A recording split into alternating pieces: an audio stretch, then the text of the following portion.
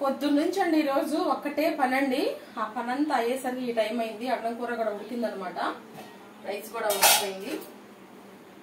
Rice పెట్టేసుకుందాం. ఆకలి వేస్తుందండి. అన్ని ఆల్ మిక్స్ కర్రీ ఉండండి. ఆల్ వెజిటబుల్ మిక్స్ కర్రీ ఉందన్నమాట.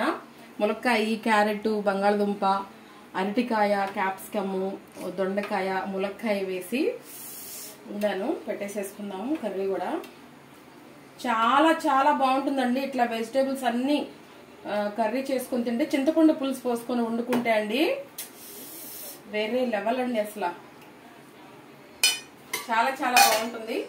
ఆ రూమ్ లోకి వెళ్ళి తిందాం రండి. పదండి. చూపించరా. వావ్, చూసారండి ఎంత అందంగా ఉందో మన ప్లేట్ అంతా.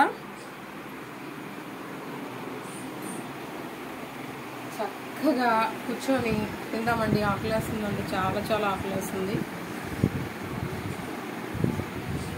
మంచం మీద కూర్చోనండి, ఏమనుకోవద్దండి, ఆకలేస్తుంది.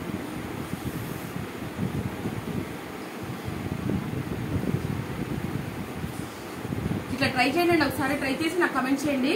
ములక్కాయ, బంగాళదుంప, క్యారెట్, దొండకాయ ఇవన్నీ వేసి చక్కగా చింతపండు పులుసు పోసి కొత్తిమీర, కరివేపాకు వేసుకొని మెంతులు, జీలకర్ర వేసుకొని వండుకోండి. చాలా చాలా బాగుంటుంది.